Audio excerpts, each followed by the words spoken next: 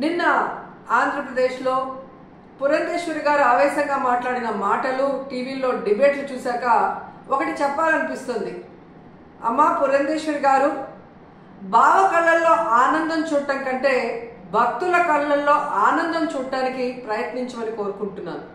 ఎందుకంటే ఈరోజు కూటమి ప్రభుత్వానికి చెందిన లాయరు సుప్రీంకోర్టులో కోర్టు అడిగిన ఏ ఒక్క దానికి కూడా సమాధానం చెప్పలేకపోవటం వల్లే సుప్రీంకోర్టు ఇంత సెన్సిటివ్ అయిన విషయాన్ని సీఎంగా ఉండి ఎటువంటి ఆధారాలు లేకుండా ఎలా మాట్లాడతారు అంటే, సీఎం ఏదైనా మాట్లాడచ్చు, ప్రజల చేత గెలిపించబడిన వాళ్ళు మాట్లాడకూడదు అని మీరు మాట్లాడటం నిజంగా చాలా సిగ్గుచేటు. ఎందుకంటే ఈరోజు మీరు చంద్రబాబు నాయుడు, లోకేష్, పవన్ కళ్యాణ్ ఎలాగైతే రోడ్ల మీద ప్రెస్ మీట్లు పెట్టి మాట్లాడుతున్నారో అవే మాటలు ఎందుకు మీరు కోర్టులో మాట్లాడలేకపోయారు? సో ఈరోజు ప్రజలు గమనిస్తూ ఉన్నారు. ఎటువంటి ఆధారాలు లేకుండా లడ్డూలో టెస్ట్ చేయలేదని మీ లాయర్ చెప్పిన తర్వాత, ఎటువంటి ఇన్వెస్టిగేషన్ జరగకుండా చంద్రబాబు నాయుడు పవిత్రమైన తిరుమల లడ్డూ మీద అంత పెద్ద నింద వేసి మరి మత కల్లోలాలు సృష్టించే పరిస్థితి వచ్చినప్పుడు సుప్రీంకోర్టు అడగటంలో ఏం తప్పు ఉందని నేను అడుగుతున్నాను. ఈరోజు మీరు బీజేపీ రాష్ట్ర అధ్యక్షురాలా ఆంధ్రప్రదేశ్కి, లేక తెలుగుదేశం పార్టీ రాష్ట్ర అధ్యక్షురాలా, ఎవరికి అర్థం కాని పరిస్థితికి వచ్చింది. ఎందుకంటే బావ కళ్ళల్లో ఆనందం చూడటం కోసం బావ చేసే తప్పుల్ని వెనకేసుకొస్తున్నట్టు ఉంది. కానీ ఈరోజు 140 కోట్ల హిందువుల మనోభావాలను దెబ్బతీసే చంద్రబాబు నాయుడు స్టేట్మెంట్ ని సరిదిద్ది అందరికీ ఊరట కలిగించాల్సిన బాధ్యత బీజేపీలో ఉన్న రాష్ట్ర అధ్యక్షురాలుగా మీకు ఉంది అన్న విషయాన్ని తెలుసుకొని, మరి పైన బీజేపీ పెద్దలు ఎవరైతే ఉన్నారో ప్రధానమంత్రి గారికి కానీ, అలాగే సుప్రీంకోర్టులో మీ లాయర్తో మరి ఇన్వెస్టిగేషన్ కి రెడీ కమ్మని చెప్పండి.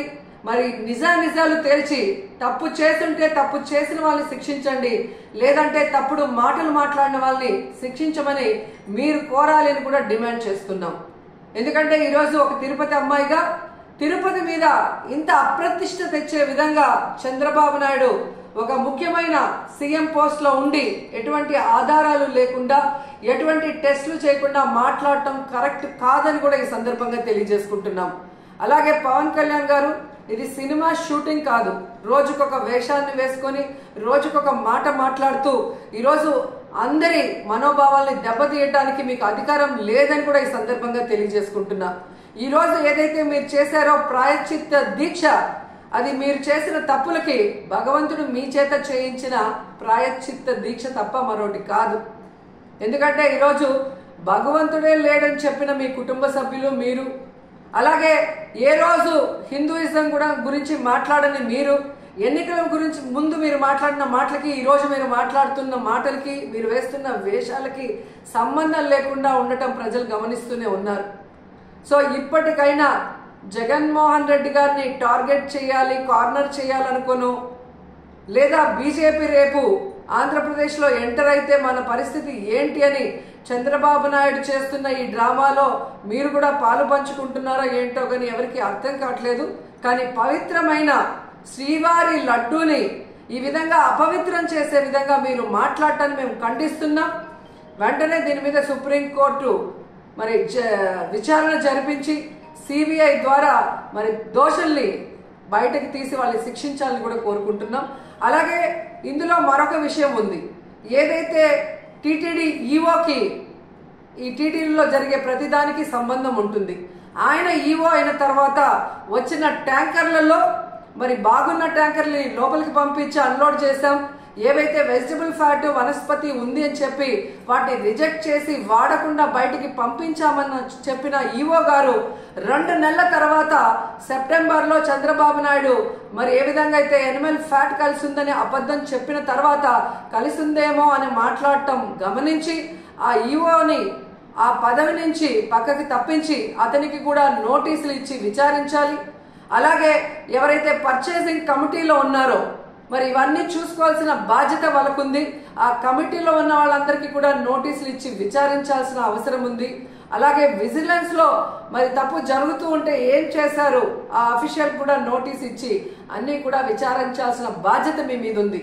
ఎందుకంటే ఈరోజు చంద్రబాబు నాయుడు, పవన్ కళ్యాణ్ అపోజిషన్లో లేరు. అపోజిషన్లో ఉండి మాట్లాడింటే ఓకే అని చెప్పి ఎవరైనా కూడా మీ మాటలు నమ్మే అవకాశం ఉంటుంది. కానీ ఈరోజు మీరు అధికారంలో ఉండి విచారించాల్సిన అధికారం మీ చేతిలో పెట్టుకొని ఈరోజు ఆధారాలు సేకరించాల్సిన బాధ్యత మీ దగ్గర ఉండి కూడా అవేవి చేయకుండా కేవలం జగన్మోహన్ రెడ్డి గారి మీద నిందలు వేయాలి, వైఎస్ఆర్సీపీ అనేది లేకుండా చేయాలి అన్న ఒక కాన్సెప్ట్తో మీరు ముందుకు వెళ్ళటం వల్లే ఈరోజు అది బ్యాక్ ఫైర్ అయ్యి మీరు చెప్తున్న అబద్ధాలు ప్రజలందరూ కూడా గమనించే పరిస్థితి వచ్చిందని కూడా ఈ సందర్భంగా తెలియజేసుకుంటున్నాం. సో ఇప్పటికైనా శ్రీవారి పవిత్రమైన లడ్డూ జోలికి పోకుండా మీరు ఇకనైనా ఈ డ్రామాలు ఆపితే బాగుంటుంది. సుప్రీంకోర్టు విచారణకి మేము సిద్ధం, సిబిఐ వేసుకున్న మేము సిద్ధమని చంద్రబాబు నాయుడు, పవన్ కళ్యాణ్ అలాగే పురంధేశ్వరి గారు చెప్పాల్సిన అవసరం కూడా ఉందని చెప్తున్నాను. పార్టీ హెచ్చరిస్తుంది ఈ రోజు చంద్రబాబు గారి ప్రభుత్వాన్ని.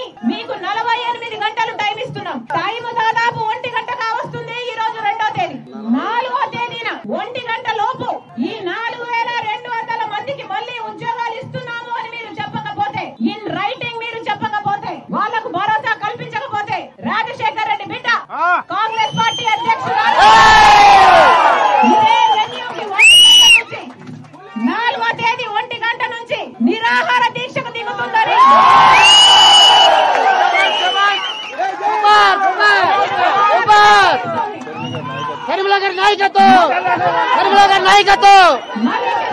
నాయకత్వం 4200 మందిని మళ్ళీ ఉద్యోగాల్లోకి తీసుకుంటున్నాము అని హామీ ఇవ్వాలి చంద్రబాబు గారు. వాళ్ళకు ఈ రైటింగ్ వాళ్ళ చేతుల్లో పేపర్ ముక్క పెట్టాలి చంద్రబాబు గారు. పెట్టని నేపథ్యంలో 4వ తేదీ 1 గంట నుంచి షర్మిలారెడ్డి ఇక్కడ నిరాహార దీక్ష చేస్తారు. అన్నా రాజశేఖర రెడ్డి బిడ్డను నేను ఇది వరకు కూడా మీకు మాట ఇచ్చాను. నేను 2